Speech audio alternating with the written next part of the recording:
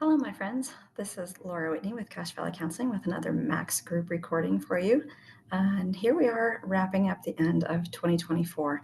Um, Come to the end of another year, which I think makes us always a little bit thoughtful, thinking about how the year has been, what we're heading into for the next year. So I actually went out to my community of personal friends and asked them what they do at the end of the year. I'm looking for some ideas that I could share with you out there. So I'm just going to kind of read what they said to me.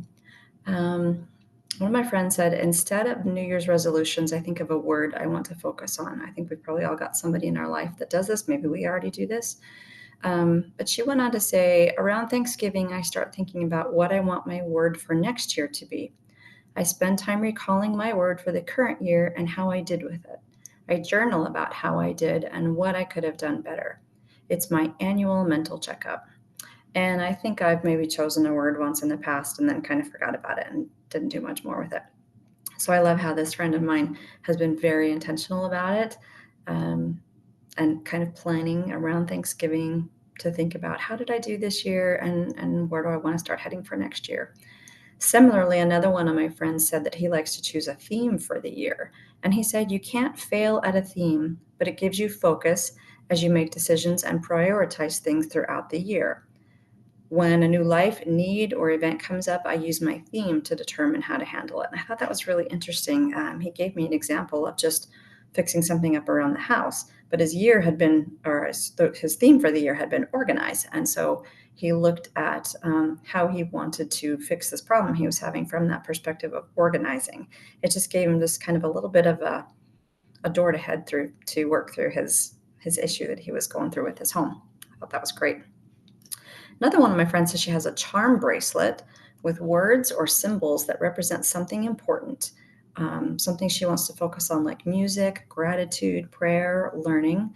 And she would add a new charm each year and just wear this all the time.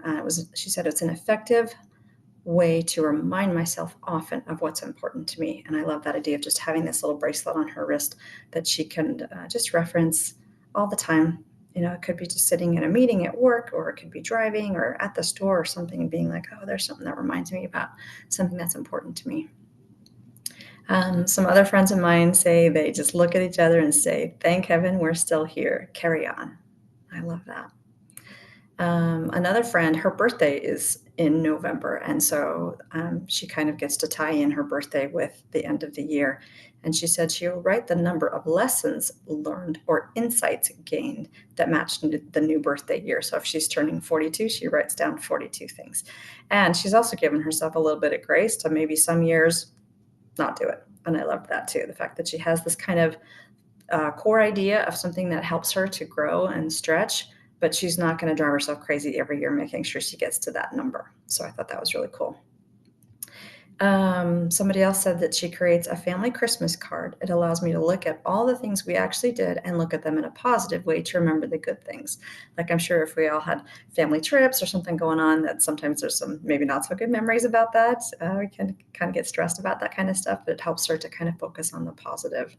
And I thought that was pretty neat. Um, Another friend of mine who is a therapist, so she knows what she's doing, she said, I take a journal to a local retreat site and ask the owners if I can just reflect on the year by walking around. I look at past goals and review my progress or barriers, and then establish new goals. I reflect on different aspects of my life and then treat myself to lunch with friends after. I thought that was wonderful. Just sort of planning this time every year that she's going to focus on herself and what she's trying to do with her life, who she's trying to become, right? Like, my personal kind of mantra of life is that this is a journey and we're always trying to grow and become and see what we can do differently. And so she's got that planned out. And then also I love that combination of doing something alone for herself. And then right after that, she does something with the people that are important to her, because boy, this life really is a combination of trying to find our ways to self-regulate and to know that we're okay by ourselves. We can generate internally things that help us to feel like we're in a good space. We've got good qualities. We're moving forward. But boy, we sure also need relationships with other people, and we need to have that input from others that can maybe be pointing out the good things about us that maybe we're not thinking about, and maybe also telling us, hey, maybe this is something that could use a little bit of work, and might be a way for you to stretch or grow. Another one of my friends says, I try to clean out email, update files, and make sure I get a massage in. Lots of soaking and bed rest. So she tries to wrap up her year with a little bit of sort of taking care of the temporal things in life and making sure she's getting things a little bit cleaned up and organized. And then that beautiful self-care to make sure she's getting her relaxing time to settle her soul and be able to move forward into the new year. I thought that was wonderful. And then I just kind of noted some quotes that I have found just in my exposure to the world, right? Some reels or quotes, memes that I see coming across in my world. So one of them was, the question is never whether you have done enough today. It's whether what you have done has contributed to things you care about. Productivity is a tool, not a goal. I loved that. That is so good for me, and I'm going to be using it with my clients and my friends. Productivity is a tool, not a goal. Often when I have a day there's nothing scheduled in it, like maybe I have a Saturday that I don't have to actually be anywhere or do anything, I'm often telling myself when I wake up in the morning and when I go to bed at night, like my goal was a combination of productivity and rest. And if I can feel like I had a good combination of that, then it feels like a good day to me, and I can just be done with that day and move on to the next one. This was a list actually that Cache Valley Counseling put out on one of its social media posts. Focus on the positives, prioritize self-care, live in the moment, make time for rest, protect my peace, continue to grow, focus on what matters, and let go of what I can't control. And I love each of these things, and I think they each have their own place, but there's also times that we can't do some of these things. And I think it's important to recognize that too, right? Like there are negatives in life. There are hard things in life. And if we're always sort of like toxically positive and always focusing on those positives, like that's not super helpful actually. But being able to say, wow, this is a hard thing, but maybe there's this good thing out of that also. Prioritizing self-care, right? Like making sure we're balancing self-care needs with helping others. I love the example of on the airplane when they say put your own oxygen mask on before you help anybody else, right? Like we're not helpful to anybody else if we're dying, if we can't breathe. So making sure we're getting that self-care in to make sure we are actually available to show up for other people. I love that. Another thing that I had written down here was acknowledge our losses of the year, whether through the death of a loved one, the end of a friendship, the intentional or unintentional loss of a job, moving to a new location, etc.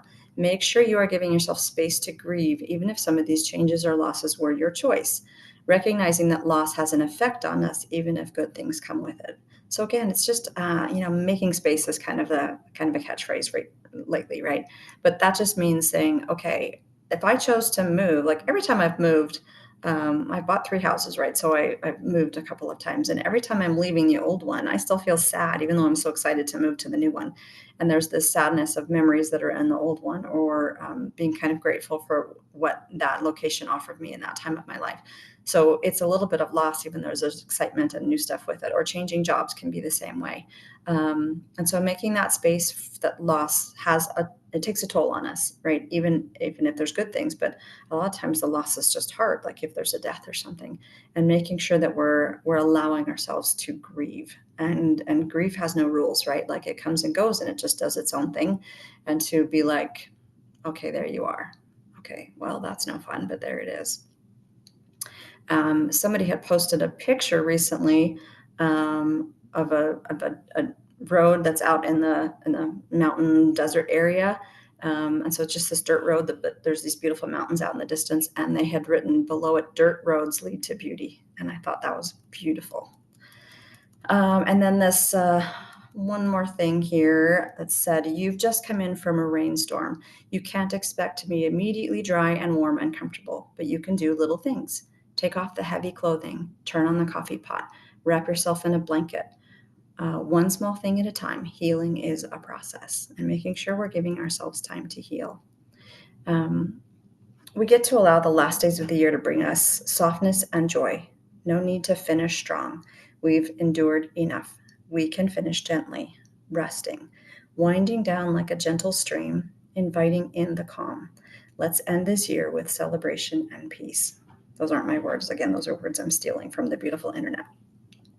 So December can be crazy, can be so busy, and we feel these pressures to accomplish all these things. It's okay to let some things go. It's okay to maybe not do all the decorations this year. Maybe you just do some of them. Maybe you don't get a tree this year. Maybe you don't do neighbor gifts this year. What brings you joy as opposed to bringing you obligation? And how do you want to continue to grow and improve and move into the new year that's coming up? So, those are my thoughts as we wind up 2024. I wish you all the best in the coming weeks that are left here, and beautiful new progress and growth in 2025. Take care.